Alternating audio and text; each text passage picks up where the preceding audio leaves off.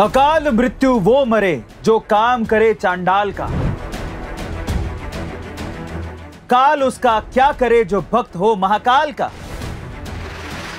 महाकाल यानी कि भगवान शिव, जो सत्य भी हैं, सुंदर भी हैं, उन्हें क्रोध भी आता है और वो भक्तों के लिए भोलेनाथ भी हैं। दरअसल हिंदू धर्म की मान्यता के हिसाब से 3 देव प्रमुख हैं। पहले भगवान ब्रह्मा, जो कि सृष्टि यानी कि संसार के रचयिता हैं। दूसरे भगवान विष्णु, जो कि सृष्टि की रक्षा करते हैं। और तीसरे महाकाल महेश यानी कि शिव, जो समय समय पर इस सृष्टि का विनाश करते हैं ताकि सृष्टि का पुनर्निर्माण हो सके। कहा यह भी जाता है कि शिव के आनंद तांडव से सृष्टि अस्तित्व में आती है, लेकिन उनके रौद्र तांडव से सृष्टि का अंत हो जाता है। इसलिए हिंदू धर्म में शिव पुराण के अनुसार भगवान शिव को देवों का देव महादेव कहा जाता है। और कहा यह भी जाता है कि अगर आपको भगवान शिव के बारे में जानना है तो सबसे पहले आपको उनके 12 ज्योतिर्लिंग के बारे में जानना जरूरी है, क्योंकि मान्यता है कि भगवान शिव स्वयं इन 12 ज्योतिर्लिंगों में विराजमान है। वहीं पुराणों और धार्मिक मान्यताओं के हिसाब से इन ज्योतिर्लिंग के दर्शन मात्र से श्रद्धालुओं के सभी पाप दूर हो जाते हैं। तो चलिए जानते हैं भगवान शिव के 12 ज्योतिर्लिंग के बारे में मेरे यानी कि अरविंद अरोड़ा के साथ डीप एनालिसिस में।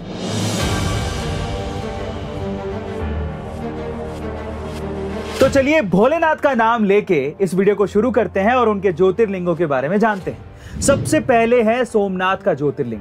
ये ज्योतिर्लिंग गुजरात के सौराष्ट्र क्षेत्र में अरब सागर के तट पर स्थित है। वहीं शिव पुराण के अनुसार जब चंद्रमा को दक्ष प्रजापति ने क्षय रोग होने का श्राप दिया था, तब चंद्रमा ने इसी स्थान पर तपस्या करके श्राप से मुक्ति पाई थी और तब स्वयं चंद्रदेव ने इसी ज्योतिर्लिंग की स्थापना की थी। दूसरा ज्योतिर्लिंग है मल्लिकार्जुन ज्योतिर्लिंग। ये ज्योतिर्लिंग आंध्र प्रदेश के कृष्णा नदी के तट पर श्रीशैल नाम के पर्वत पर स्थित है। इस ज्योतिर्लिंग का महत्व भगवान शिव के कैलाश पर्वत के समान माना जाता है। चूंकि कैलाश पर्वत पर जाना श्रद्धालुओं के लिए मुश्किल है, इसलिए इस ज्योतिर्लिंग का महत्व और बढ़ जाता है।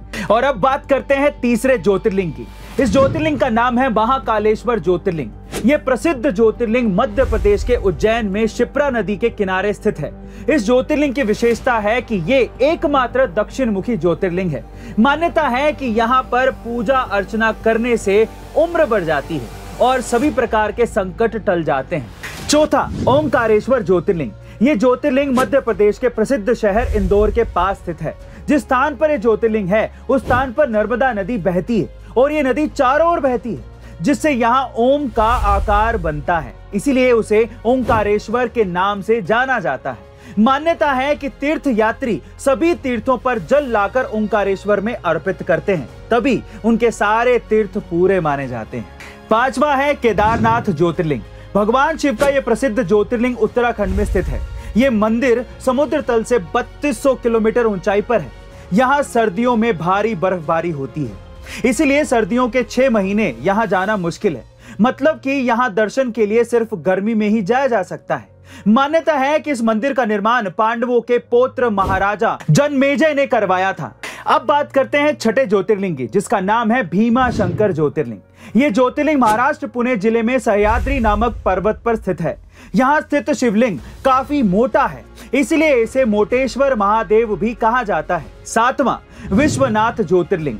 ये ज्योतिर्लिंग उत्तर प्रदेश के काशी में गंगा नदी के किनारे स्थित है। यहाँ की मान्यता है कि काशी नगरी को स्वयं भगवान शिव ने बसाया था और कैलाश पर्वत के बाद उनका दूसरा स्थायी निवास यही था।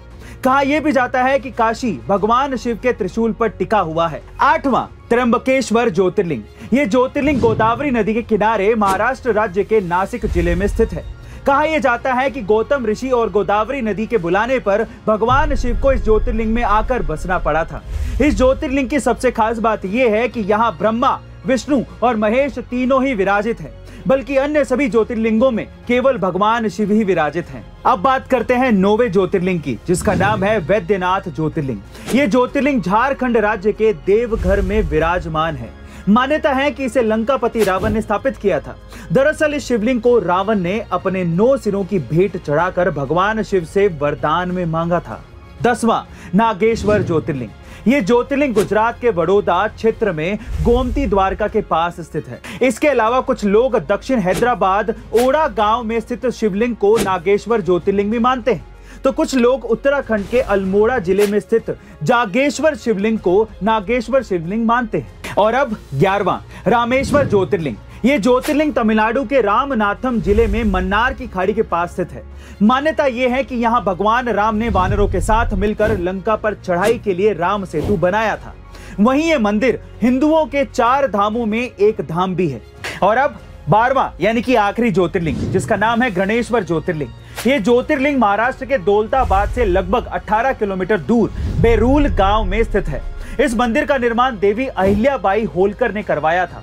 वहीं ये स्थान पूरे भारत में शिवालय के नाम से भी जाना जाता है। तो दोस्तों, ये थे भगवान शिव के वो 12 ज्योतिर्लिंग जो सिर्फ भगवान शिव के स्थान ही नहीं बल्कि हमारी संस्कृति और भारतीय धरोहर का एक अंग भी माने जाते हैं। इसलिए गाइस, अगर आपको ये वीडियो अच्छी लगी हो तो हमारे चैनल को सब्सक्राइब कर लीजिए, वीडियो को लाइक करिए और इसे शेयर करिए, क्योंकि हम आपको हमारे इस चैनल पर इसी तरह के और वीडियोस लाकर देते रहेंगे। तो मिलते हैं हमारी अगली वीडियो में, तब तक के लिए हर हर महादेव।